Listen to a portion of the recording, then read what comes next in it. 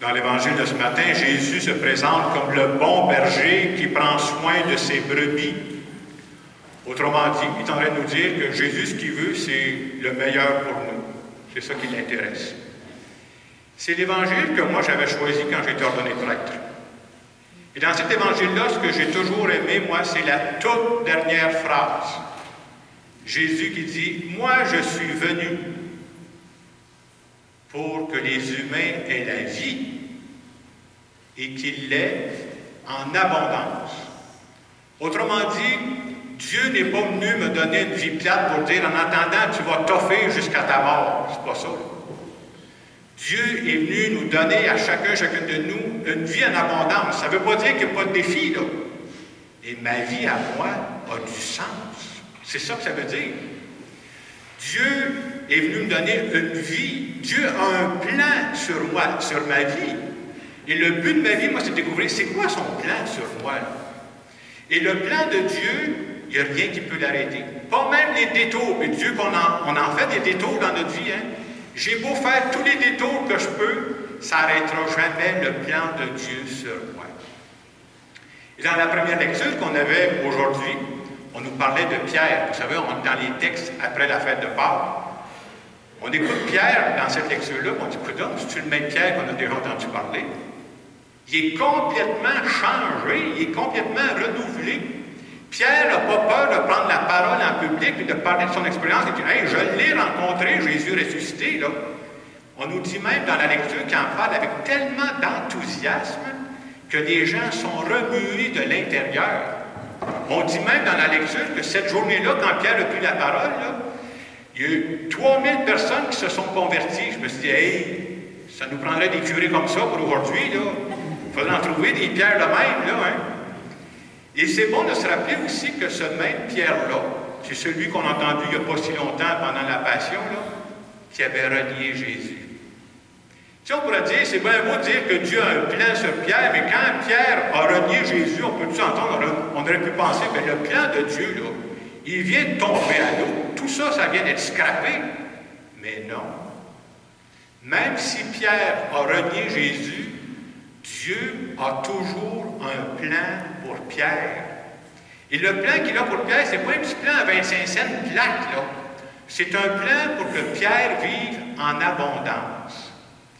Et le message qu'on nous envoie à travers tout ça, à travers l'expérience de Pierre aussi, c'est de nous dire, nous autres aussi, quand on regarde notre vie, tu regardes ta vie, tu dis à tel moment, là, oh boy, c'est à refaire, il me semble que je prendrais un autre chemin, ou bien je ferais d'autres choix. Malgré les détours que j'ai pu faire, aujourd'hui encore, Dieu a un plan pour moi. Un plan pour que je vive à plein. Un plan pour que je sois une personne heureuse. Un plan pour que je fasse des heureux autour de moi. Je trouve que c'est un message très intéressant qu'on a besoin d'entendre. Parce qu'on a tous fait des détours. Vous n'êtes pas obligé de les compter, mais on a tous fait des détours dans notre vie. Là. Ces dernières semaines, j'ai entendu parler d'une nouvelle série télévisée américaine qui passe sur un réseau qui s'appelle Netflix. Je ne sais pas si vous avez ça, vous autres. Moi, je suis encore à Radio-Canada puis TVA. En tout cas, je sais que ça existe. Et le titre de cette série-là qui a commencé, ça s'appelle « 13 raisons why ». Why, en anglais, pourquoi. Et dans cette série-là, c'est quoi l'histoire? C'est simple. C'est l'histoire d'une jeune adolescente qui a choisi de s'enlever la vie. Et pendant toute la série, 13 raisons pourquoi j'ai choisi de m'enlever la vie.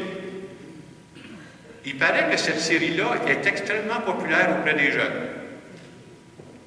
Je me suis dit, aïe, aïe, quel message j'envoie aux générations qui montent, là? Et je me suis dit, comme chrétien, comme Église, il faudrait se trouver des façons pour dire aux jeunes d'aujourd'hui, on a au moins bien plus que 13 raisons de dire ça vaut la peine de vivre. Ta vie, ce n'est pas un hasard. Toi, tu as été voulu par Dieu. Dieu a un plan pour toi, puis Dieu ne veut pas que tu vives à moitié, Dieu veut que tu vives à plein. Il va falloir se trouver des façons pour approcher les nouvelles générations, et j'avoue que je travaille sur un projet pour ça, pour l'automne prochain. Là.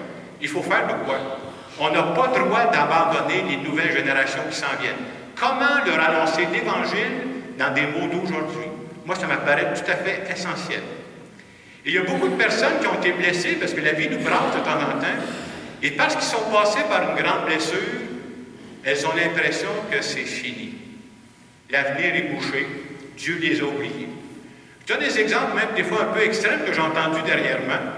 On me parlait d'une femme, c'est un monsieur qui m'a conté ça, d'une femme qui, elle a dit, moi je ne devrais même pas exister. Comment ça tu ne devrais pas exister? Elle dit, moi je vis là, mais la seule raison pourquoi je vis, c'est parce que ma mère n'a jamais réussi à se faire avorter. J'ai jamais été voulu, moi là.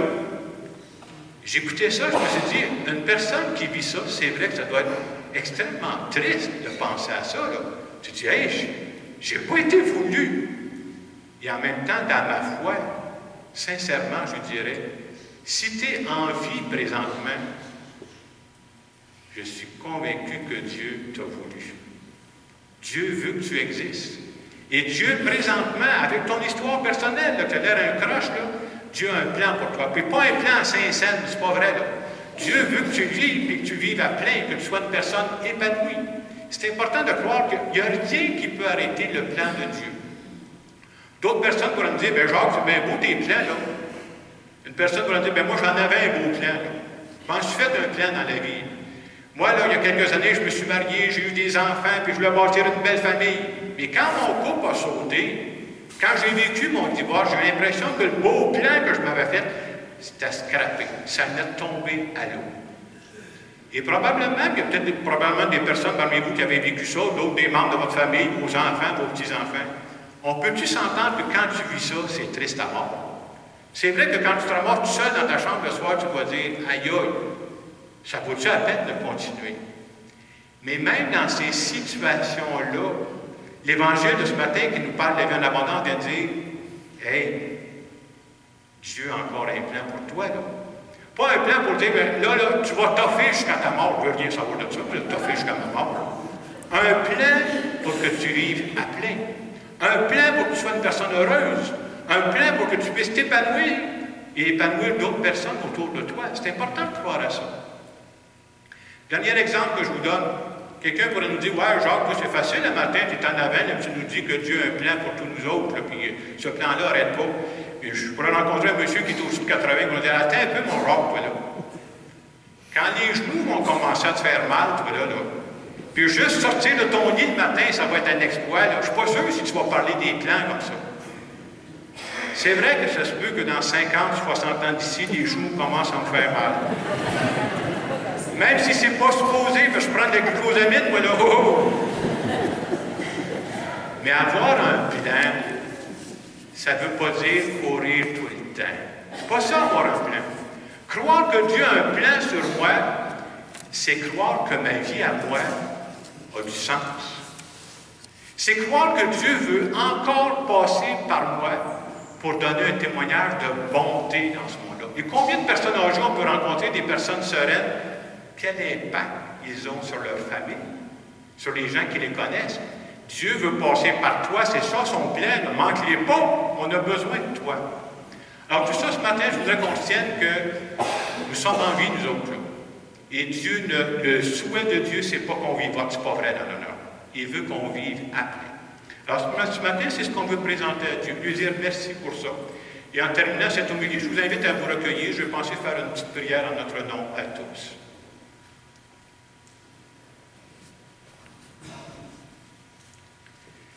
Seigneur Jésus, je crois que tu es vraiment le bon berger. C'est-à-dire que tu connais ma vie.